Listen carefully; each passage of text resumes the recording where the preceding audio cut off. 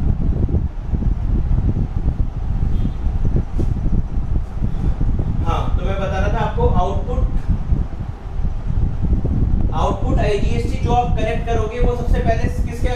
Set off होगा वो सबसे पहले होगा इनपुट आईजीएसटी के अगेंस्ट में, देन सेकंड किस पे सेट ऑफ होगा, इनपुट सीजीएसटी पे, देन उसके बाद भी अगर बच जाता है तो किस पे सेट ऑफ होगा, इनपुट एसजीएसटी के ऊपर। ठीक है, इन आउटपुट आईजीएसटी जो आप सेल्स करके कलेक्ट करोगे वो जीएसटी सबसे पहले किस पे सेट ऑफ हो रहा है, अपना इनपुट आईजीएसटी पे जो आपने परचेजेस के टाइम पे पे करा होगा, इनपुट सीजीएसटी जो वही अगेन परचेसेस के टाइम पे पे करा होगा, इनपुट एसजीएसटी अगेन परचेस के टाइम पे पे करा होगा।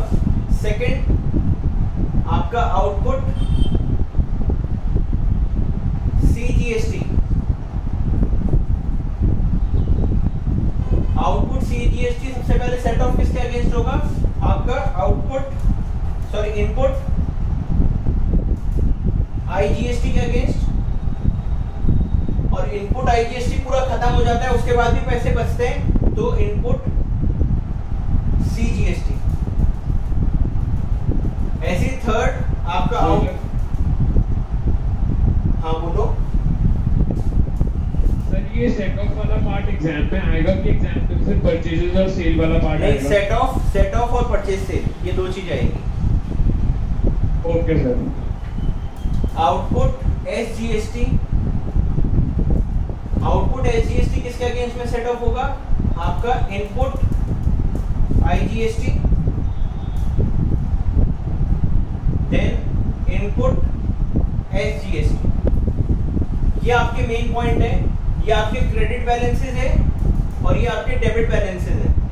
ठीक है, तो जितना भी आपका आप सेल्स पे कलेक्ट करोगे वो सेल्स पे कलेक्ट किया हुआ इसी फॉर्म के अंदर, इसी ऑर्डर के अंदर सेट ऑफ होगा। उसके बाद अगर मान लो ये सारा सेट ऑफ हो गया, ये तीनों आइटम सेट ऑफ हो गई, उसके बावजूद भी क्रेडिट बैलेंस कुछ बच जाता है तो वो क्रेडिट बैलेंस अपन गवर्नमेंट को पे ऑफ कर देंगे। और अगर इनपुट्स आईजीएसटी मतलब डेबिट साइड की कोई आइटम अभी भी बच जाती है, ये पूरा सेट ऑफ होने के बाद भी डेबिट आइटम बच जाती है, तो डेबिट आइटम के आइटम को आप नेक्स्ट ईयर के अंदर कैरी फॉरवर्ड करोगे नेक्स्ट ईयर में सेट ऑफ करने के लिए। मतलब इस साल मान लो, इस साल मैंने जो मेरा फर्स्ट ईयर ऑफ बिजनेस है तो मैंने 10 लाख का सामान खरीदा, 10 लाख का सामान खरीदा, 10 लाख का सामान मैंने पूरा जीएसटी पे करके खरीदा तो मेरा 10 लाख के ऊपर जीएसटी चार्ज हुआ होगा। अब फर्स्ट ईयर ऑफ सेल है तो मेरी जो सेल है टोटल साल भर में sale at the end of the year वो सेल मान लो 6 लाख रुपए की हुई, तो 6 लाख रुपए की हुई तो 6 लाख रुपए के ऊपर मैंने 6 लाख जितना जीएसटी कलेक्ट करा होगा तो वो 10 लाख के ऊपर पे करा हुआ जीएसटी 6 लाख की सेल के ऊपर तो रिकवर हो ही नहीं सकता, तो मेरा कुछ जीएसटी एक्स्ट्रा अमाउंट बच जाएगा जो मैंने पे कर रखा है मगर अभी तक मुझे रिसीव नहीं हुआ, तो वो अपन क्या करेंगे नेक्स्ट ईयर के अंदर कैरी फॉरवर्ड कर देंगे। तो नेक्स्ट ईयर के जीएसटी के अंदर अपन उसको सेट ऑफ करेंगे। ठीक है, देन नेक्स्ट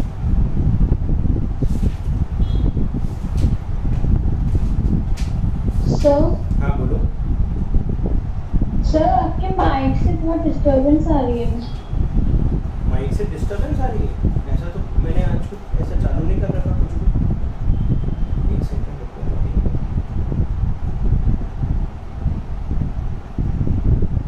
फैन ऑफ रखो।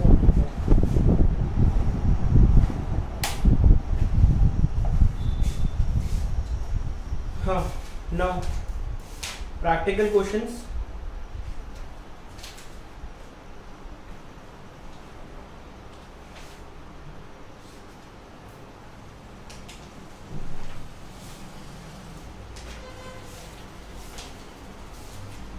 देखो एक टॉपिक और है जीएसटी का, उसके बाद में अपन प्रैक्टिकल क्वेश्चन स्टार्ट करेंगे। Discount and GST. डिस्काउंट का ट्रीटमेंट किस तरीके से करना है वो भी समझ लो एक बार।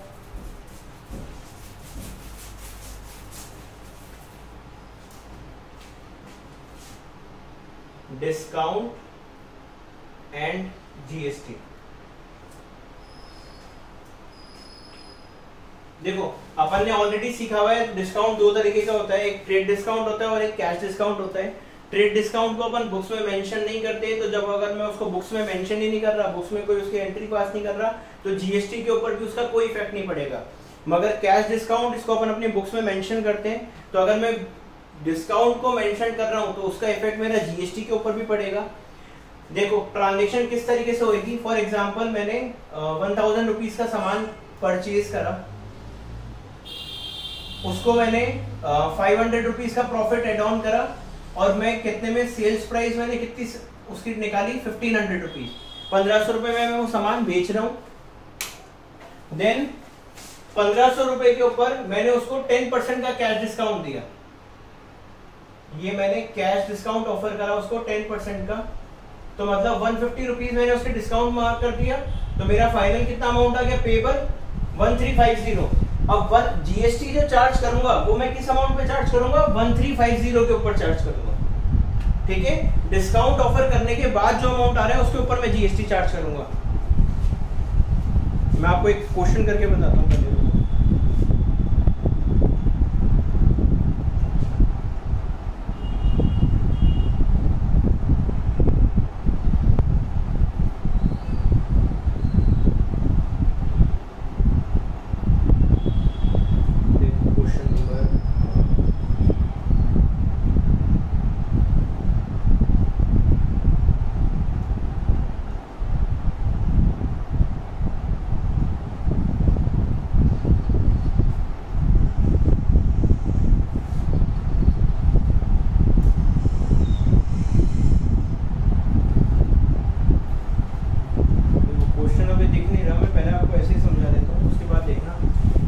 ये वाला जो ट्रांजैक्शन अपने को करनी है, ये वाली ट्रांजैक्शन अपने को कब करनी है, जब क्वेश्चन में स्पेसिफिकली लिखा हुआ हो कि जीएसटी आपको चार्ज करना है आपकी सेल्स वैल्यू के ऊपर। जो जीएसटी अगर आपको लिखा हुआ है सेल्स वैल्यू के ऊपर, तो आप किस तरीके से करोगे, पहले परचेज अकाउंट 1000 रुपीज, फिर उसके ऊपर अपने प्रॉफिट मार्जिन ऐड करा 500 का, टोटल सेल प्राइस हो गई 1500, फिर डिस्काउंट माइनस करोगे पहले, और जो सेल वैल्यू रह जाएगी 1350 की, इस पे फिर आप जीएसटी चार्ज करोगे। नॉर्मल सिचुएशंस के अंदर अगर आपका मान लो कोई सामान क्रेडिट के ऊपर सोल्ड आउट हो रहा है, क्रेडिट पे सोल्ड आउट हो रहे हैं 10,000 रुपीज का गुड्स, 12% का जीएसटी में चार्ज कर रहा हूँ, 12% का जीएसटी चार्ज कर रहा हूँ, तो 11,200 मतलब 1,200 एड ऑन करा, तो मेरी फाइनल सेल वैल्यू कितनी हो गई 11,200, जो मैं मेरे डेटर से मांगता हूँ। मान लो मैंने ए को सामान बेचा था, तो एंट्री क्या पास करूंगा, A account debit to sales account to output GST to output CGST to output SGST. 10,000 rupees का गुड्स बेचा, 600 का जीएसटी लग गया, 600 यहाँ पे चला गया, और 11,200 रुपीज आ गया रुपए मेरा। मैंने टोटल 11,200 रुपीज से ए को मेरा डेटर बना दिया। अब ए जब पेमेंट कर रहा है, ए ने मेरे को 11,200 का पेमेंट करने के लिए बोला, तो मैंने उसको बोला कि मैं आपको 10% का डिस्काउंट ऑफर कर रहा हूँ, तो 10% का डिस्काउंट ऑफर कर रहा हूँ, तो मैं इसकी एंट्री किस तरीके से करूंगा, जब ये मुझे पेमेंट करेगा, bank account debit discount allowed account debit to A account, A के अंदर वही 11,200 का 10% 112 रुपीज, 1120 तो डिस्काउंट में आ गया, और रिमेनिंग जो बैलेंस है वो अपना बैंक अकाउंट के अंदर आ जाएगा। तो अगर नॉर्मल ट्रांजैक्शन है, तो नॉर्मल ट्रांजैक्शन के अंदर अपन ने पहले purchase price, then profit add on करा, सेल वैल्यू बन गई, सेल वैल्यू के ऊपर जीएसटी चार्ज करा, फिर जो भी डिस्काउंट देना वो डिस्काउंट उसके बाद लगेंगे। ट्रेड डिस्काउंट से तो कोई मतलब ही नहीं है, कैश डिस्काउंट अगर अपने को देना है तो वो जीएसटी के बाद लगेगा। मगर अगर क्वेश्चन में स्पेसिफिकली लिखा हुआ है कि GST is to be charge on sale value, अगर ऐसा लिखा हुआ आ रहा है तो पहले जीएसटी लगेगा, उसके बाद डिस्काउंट ऑफर होगा, ठीक है। अपन एक क्वेश्चन करते हैं,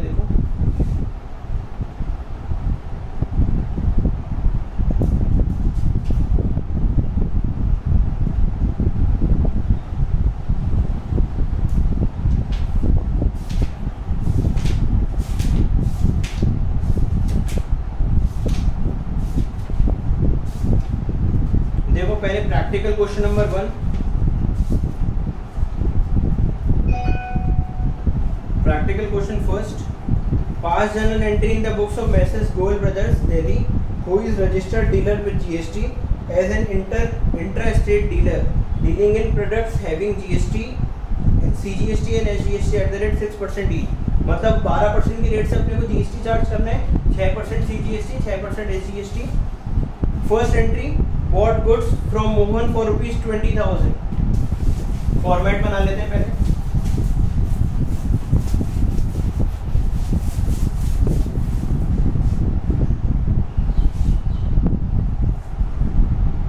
जर्नल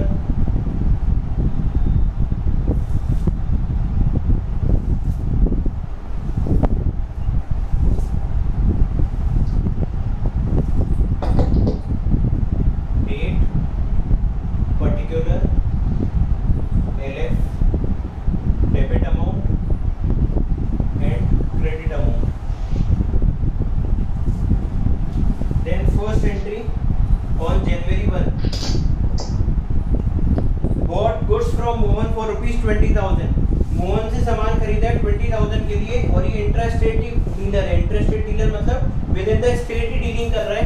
एंट्री क्या बन जाएगी, परचेज अकाउंट डेबिट,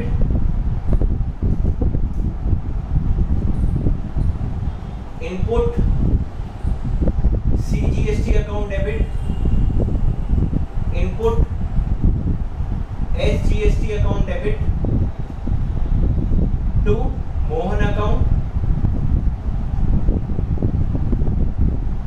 मैंने 20,000 रुपीज का गुड्स खरीदा है, 20,000 के ऊपर 6%, 1200 रुपीज का CGST लग गया, 1200 रुपीज का SGST लग गया, टोटल 22,400, ये पूरा मोहन के अंदर आ गया। Then next sold goods to Ram and company, ये किसी का माइक ऑन है, शायद माइक ऑफ कर लो। Sold goods to Ram and company for ₹10,000 January 3। Ram and company को 10,000 का सामान बेच रहे हैं। Entry will be Ram and company account debit to sales account to output CGST to output SGST। 10,000 का सामान बेचा है तो सबसे पहले सेल्स के अंदर आ गया 10,000, 10,000 का 6% 600 रुपीज, देन अगेन 600, इन तीनों को टोटल करा 11,200, ये आ गया राम एंड कंपनी में। Next entry bought furniture from Verma and company for ₹8,000 and issued cheque. मैंने बताया परचेज ऑन फिक्स्ड एसेट्स के ऊपर अपने को GST चार्ज नहीं करना। Entry will be 6 January, furniture account debit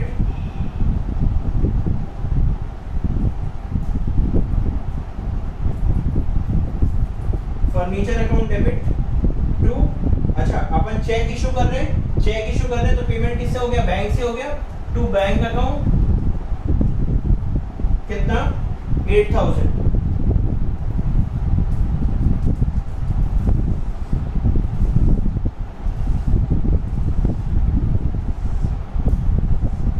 then next entry paid electricity bill, simple without GST pay करना है अपने को।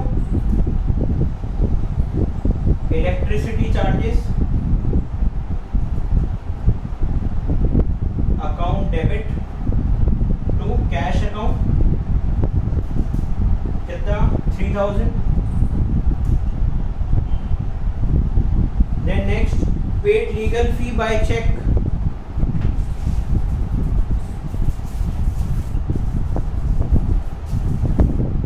Entry will be legal fee account debit to cash account, cheque बोला हुआ है बैंक, टू बैंक अकाउंट कितना 5,000। Next entry Ram and company return goods for ₹4,000 being not as per specification. Ram and company ने 4,000 का सामान मुझे वापस रिटर्न कर दिया, तो रिटर्न करना है मतलब सेल्स रिटर्न। सेल्स रिटर्न की एंट्री क्या पास हो जाएगी, डेट कौन सी है 18 जनवरी, sales return account debit output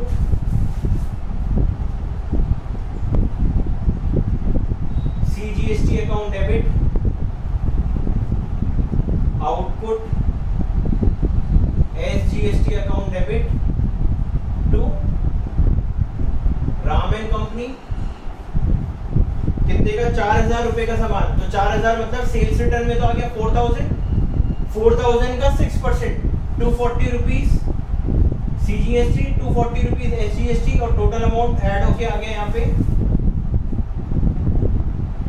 4,480 rupees. ये अपना क्वेश्चन यहाँ पे खत्म हो गया।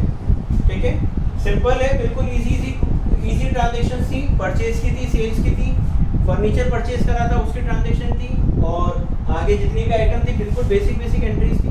ठीक है, next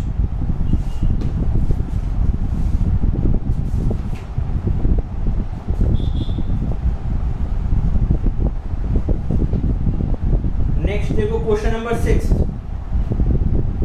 pass journal entry for the following transaction, sold goods to Y for a list price of ₹40,000 less 10% trade discount plus CGST SGST at the rate 6%.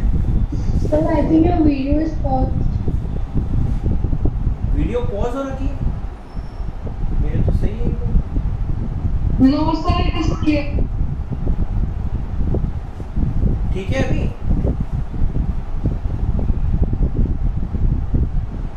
बेटा रिप्लाई फटाफट करा करो. ठीक है क्या? दिख रही है video? Yes, sir.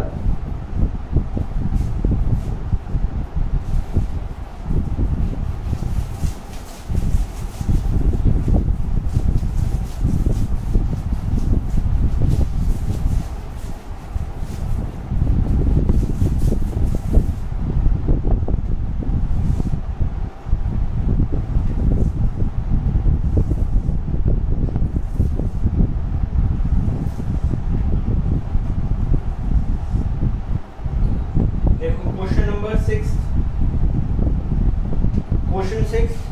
Sold goods to Y for list price 40,000 less 10% trade discount plus CGST SGST at the rate 6%.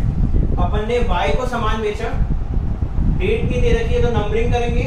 Y को सामान बेचा, entry will B Y account debit. Sir, your video is क्या? No, sir, now it's clear. वो आपके सनी का शायद आपके network issue है. Y account debit to sales account to output CGST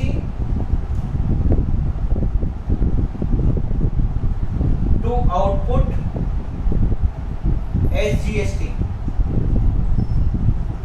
40,000 rupees का गुड्स था, 10% ट्रेड डिस्काउंट के ऊपर मैं बेच रहा हूँ. 40,000 का 10% माइनस करा तो 36,000. तो मेरा सेल्स अमाउंट कितना आ गया? 36,000. अब 36,000 के ऊपर 6% का जीएसटी में चार्ज कर रहा हूं. 2160 और 2160 दोनों यहां पर आ गए.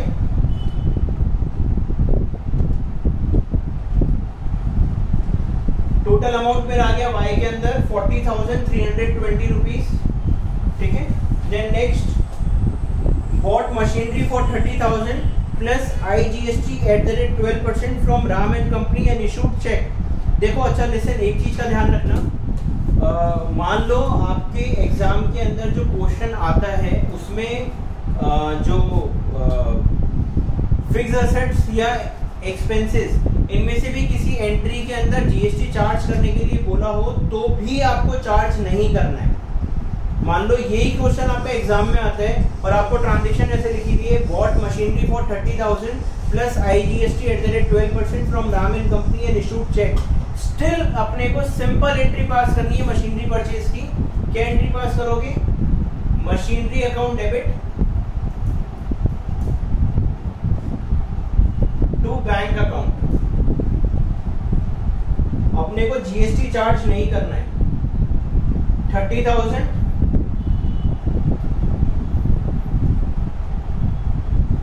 ठीक है. Then next, bought goods from Mohan 50,000 plus IGST at the rate 12% at 20% trade discount. मैंने मोहन से सामान खरीदा 50,000 रुपीज का. Entry will be purchase account debit. Input कितना? IGST इस बार input IGST account debit to Mohan account. 50,000 का सामान था, 12% का IGST लगाए और 20% का ट्रेड डिस्काउंट है. तो मैंने बताया था अगर इस तरीके का क्वेश्चन दे रखा है तो पहले अपन ट्रेड डिस्काउंट को माइनस करेंगे. ट्रेड डिस्काउंट माइनस करने के बाद जो अमाउंट आएगा उसके ऊपर फिर जीएसटी चार्ज करना है. तो 50,000 का 20% that is 10,000.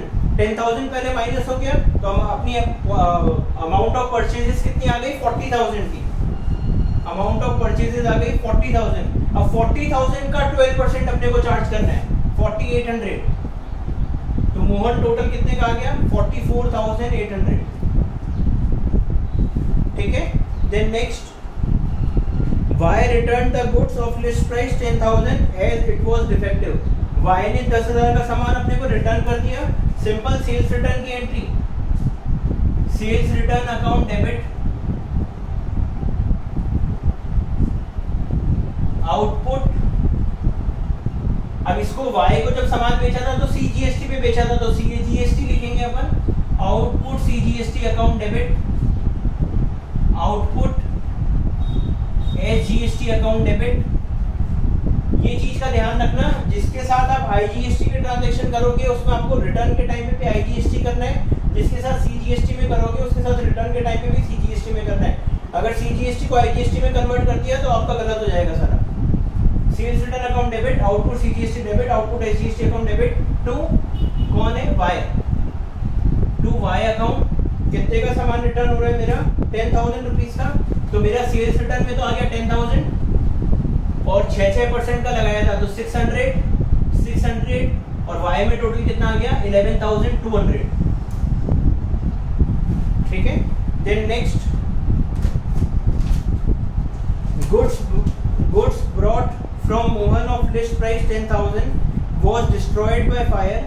Goods was fully insured but it admitted the claim for 8,500 only. देखो 10,000 का सामान मैंने जो मोहन से खरीदा था वो मेरा पूरा का पूरा सामान मेरा जल गया, ठीक है, और मेरे वो सारे गुड्स इंश्योर्ड थे, मगर जो कंपनी से क्लेम पास होकर आया वो कितने का पास हो गया है, ओनली 8,500 का, मतलब मेरे को 1,500 रुपीज का लॉस हो गया। अब देखो इस सिचुएशन के अंदर एंट्री कैसे करेंगे,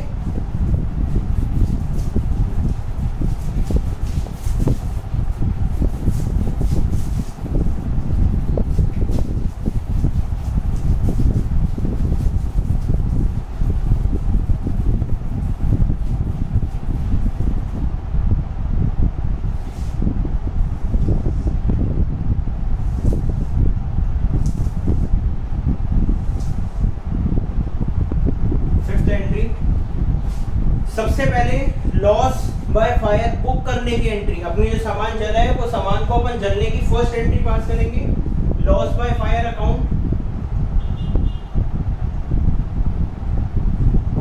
loss by fire account debit,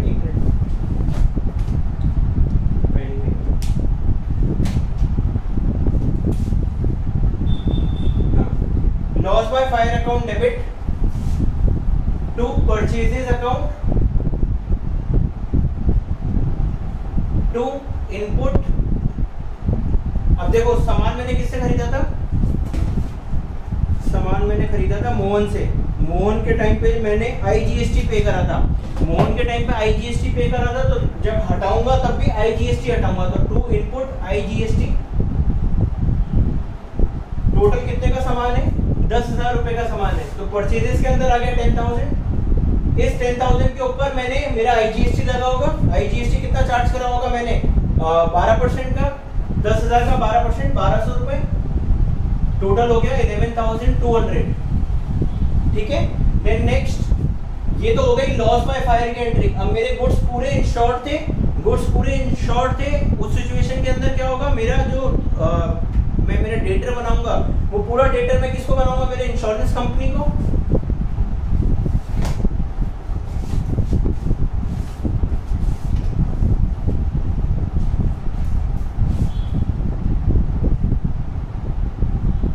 insurance company को डेटर बनाने की entry, insurance company account debit to loss by fire account, insurance company account debit to loss by fire account. मैंने इंश्योरेंस कंपनी को कितने से डेटर बना लिया, लॉस जितने का मेरा गुड्स था,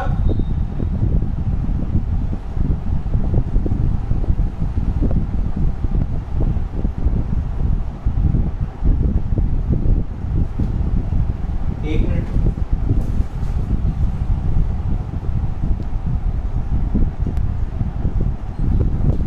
हाँ, तो मैंने इंश्योरेंस कंपनी वाली एंट्री बताना था। मैं इंश्योरेंस कंपनी को मैंने पूरे से डेटर बना लिया, insurance company 11,200 account debit to loss by fire account. अब इंश्योरेंस कंपनी ने मेरा क्लेम कितना पास करा है, 8,500 रुपीज का, तो एंट्री क्या हो जाएगी, bank account debit, profit and loss account debit to insurance company account, bank account debit, profit and loss account debit to insurance company account. Bank में कितना आ गया, जितना अपने को वहां से क्लेम मिला है 8500 रुपीज। टोटल इंश्योरेंस कंपनी कितने से डेटर बनी हुई थी, 11200। तो जो रिमेनिंग अमाउंट है वो मेरा लॉस हो गया, 2700 रुपीज का मुझे लॉस हो गया, जो मैं मेरी बुक्स ऑफ अकाउंट्स पे मार्क कर लूंगा। Then next entry, paid legal fees to advocate ₹6000 by issuing a cheque along with GST. Again इस एंट्री के अंदर अपने को लिखा हुआ है कि मैंने लीगल फी पे करी और विद जीएसटी पे कर रहा हूँ, मगर मैंने बताया एग्जाम के अंदर अगर इस तरीके का क्वेश्चन आता है तो अपने को जीएसटी की एंट्री नहीं करनी, सिंपल लीगल फी पे करने की एंट्री करनी है। 6 entry, legal fee account debit to कितना, कैश के थ्रू कर रहा हूँ, बैंक के थ्रू कर रहा हूँ, बैंक के थ्रू कर रहा हूँ, टू बैंक अकाउंट कितना पे कर रहा हूँ, 6000। ठीक है, समझ आया यहाँ तक? Yes sir. है ना। आपको जीएसटी चार्ज करना है only on purchase and sale of goods and on return of goods. ठीक है, और एक जो इनपुट जीएसटी रिवर्स वाली एंट्री है वो मैंने बताई 4 सिचुएशन। कौन सी, loss by fire, distributed as free sample, drawings of goods, और कौन सा चौथा कौन सा बताया, L. Donation charity. ठीक है,